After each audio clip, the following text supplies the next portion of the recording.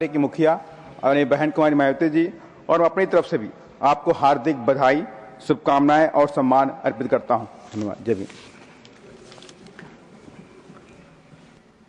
श्रीमान रामदास अताले जी।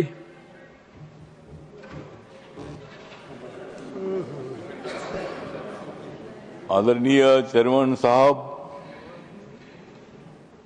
जो मेरी पार्टी है रिपब्लिकन पार्टी ऑफ इंडिया, जिस पार्टी की स्थापना डॉक्टर बाबा साहब अम्बेडकर जी ने की थी और बाबा साहब अम्बेडकर जी इस सभागृह के मेंबर भी रहे हैं, तो आपके बारे में हमें आदर इसलिए है कि 1998 में जब आदरणीय अटल बिहारी वाजपेयी साहब की सरकार थी, तब तमिलनाडु से आप लोकसभा में चुनकर आए थे। 2 बार आप लोकसभा में चुनकर आए थे और मैं भी महाराष्ट्र से 2 बार लोकसभा में चुनकर आया था, लेकिन आप उधर के साइड में थे, आप इधर के साइड में थे, मैं उधर के साइड में था। मैं कांग्रेस पार्टी के अलायंस में था तब, और मैं 3 बार मैं लोकसभा में भी रहा हूं। और आज आपके बारे में मुझे आदर इसलिए है कि तब हम अपोजिशन में थे, आप सत्ता में थे, और आपकी और अपनी मुलाकात होती रहती थी। आपका स्वभाव बहुत अच्छा था। आप बहुत बड़े दिलदार नेता है और गरीबों के लिए बहुत बड़ी सहानुभूति रखने वाले आप नेता है। और इसलिए आज मुझे लगता है कि आज मेरा बहुत ही खुश है मन, आज मेरा बहुत ही खुश है मन, क्योंकि राज्यसभा के चेयरमैन बन गए हैं पीसी राधाकृष्णन।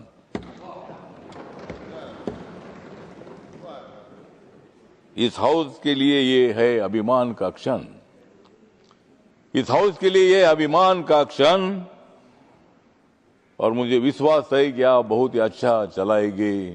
आप हाउस बहुत ही अच्छा चलाएंगे राधा कृष्णन। तो आप एक अच्छे आदमी हैं।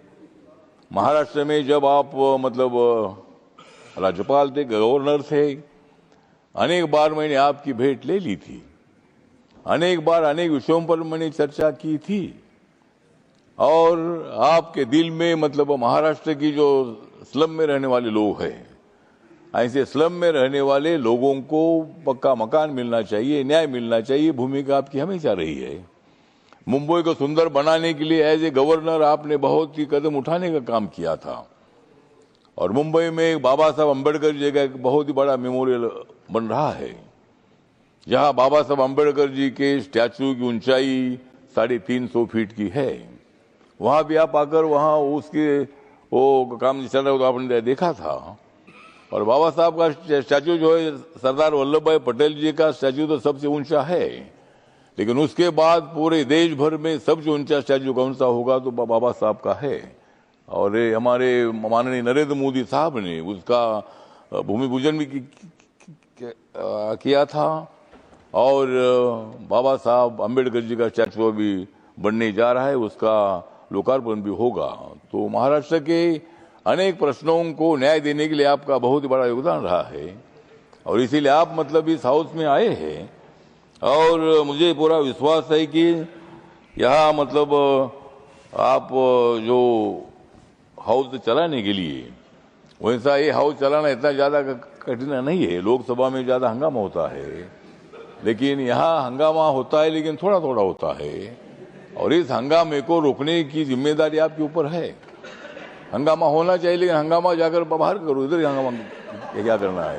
हंगामा करना ही है तो यहाँ मत आइए, अगर हंगामा करना है तो उधर ही बाहर रहिए, या अगर आना है तो यहाँ हंगामा नहीं होना चाहिए, होगा तो थोड़ा थोड़ा होना चाहिए, और 5-10 मिनट हंगामा करके यहाँ काम शुरू होना चाहिए। तो मेरा आपको निवेदन है कि सभी सदस्यों को, ये हमारे सभी मित्र सदस्य है, मल्लिकार्जुन खड़गे साहब के बारे में हमारे सबको आदर है। वो कांग्रेस पार्टी में जरूर है, लेकिन कांग्रेस पार्टी के साथ मेरी अच्छी दोस्ती भी रही है। आज मेरी दोस्ती उनके साथ नहीं है, मेरी दोस्ती नरेंद्र मोदी जी के साथ है। तो राजनीति में दोस्ती कभी होती है, लेकिन हम सब ने मिलकर लोकतंत्र को मजबूत अगर करना है। मुझे लगता है कि देश में खतरे में नहीं है लोकतंत्र, मुझे लगता है कि देश में खतरे में नहीं है लोकतंत्र। ये आपको देना होगा इन लोगों को मंत्र, मतलब ये मंत्र लोकतंत्र कभी खतरे में नहीं आ सकता है। बाबा साहब ने दिया हुआ या संविधान सभा ने, सेंट्रल हॉल में संविधान सभा ने मतलब ये संविधान बनाया, इतना संविधान बढ़ा है कि कुछ लोग बोलते हैं कि अध्यक्ष महोदय, चेयरमैन सर, कि इस देश का नेपाल होगा, इस देश का बांग्लादेश होगा, श्रीलंका होगा। मुझे लगता है कि भारत का श्रीलंका, नेपाल और बांग्लादेश नहीं होगा। हम चाहते हैं कि भाई श्रीलंका, नेपाल और बांग्लादेश का भारत होना चाहिए। मतलब उनको यहाँ कोई ऐसा नहीं हो सकता है, यहाँ ऐसा कोई आंदोलन नहीं हो सकता है। या बहुत आंदोलन हुए, खलिस्तान का आंदोलन हुआ है, किसानों का आंदोलन 1 साल भर चलता रहा। हमारा महाराष्ट्र में मराठवाड़ा विश्वविद्यालय को बाबा साहब का नाम देने के लिए 17 साल आंदोलन चला है। अनेक लोगों ने आंदोलन किया, सबको अधिकार है। लोकतंत्र में रैली निकालने का अधिकार है, मांग करने का अधिकार है। लेकिन यहाँ जब तक बाबा साहब ने दिया हुआ संविधान है, तब तक अपने देश में इसी तरह का अराजक नहीं तैयार हो सकता है। और इसीलिए मुझे लगता है कि हम सब लोगों ने मिलकर संविधान कानून के मुताबिक हमें आगे चलना है। विरोधी दलों की भी बात सुनो, लेकिन उनकी बात थोड़ी सुनो, हमारी ज्यादा सुनो। और इसीलिए मतलब उनकी भी तो सुनो, सबकी सुनना ही है। तो इसीलिए मुझे विश्वास है कि आपको बहुत अच्छा मोदी साहब ने एक बड़ा जिम्मेदारी दी है और महाराष्ट्र से डायरेक्ट आप इधर आए हैं। और मतलब ये हाउस को चलाना इतना मुश्किल नहीं है, लेकिन हम आपके साथ हैं, आपको डरने की क्या बात है। इसीलिए मतलब हाउस अपने को अच्छा चलाना है। और हमारे मल्लिकार्जुन खड़गे साहब का भी कभी कभी सुनो, हाउस अगर अच्छा चलाना है तो अगर कुछ बोलना चाहते हैं तो उनका भी हम सुनने के लिए तैयार है।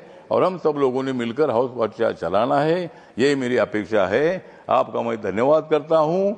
और आप मतलब यहाँ 5 साल तक रहेंगे, लेकिन मेरा खाली 3-4 महीना ही रह गया है। और मैं तो दोबारा मतलब मैं अप्रैल में मैं तो दोबारा आऊँगा, क्योंकि मुझे मोदी साहब और एक बार लाने वाले हैं। और 6 साल में यहाँ रहूँगा, और 6 साल में यहाँ रहूँगा। तब आप यहाँ नहीं होगे, मतलब बाद में, मतलब मैं तो 6 साल यहाँ रहूँगा। लेकिन ठीक बात है, तो इसीलिए हम सब लोग मिलकर हाउस चलाएंगे। मेरी पार्टी छोटी पार्टी है, लेकिन मेरे पार्टी को भी आपको थोड़ा थोड़ा मदद करने की आवश्यकता है। और मुझे ये इसी तरह हम सब लोगों को मुझे विश्वास है कि आप हाउस का सम्मान अच्छा बढ़ाएंगे, लेकिन आपस में हमको नहीं लड़ाएंगे। मतलब हम सब लोग इधर शांति से काम करेंगे, इतना विश्वास करता हूँ। जय भीम, जय भारत, जय राज्यसभा।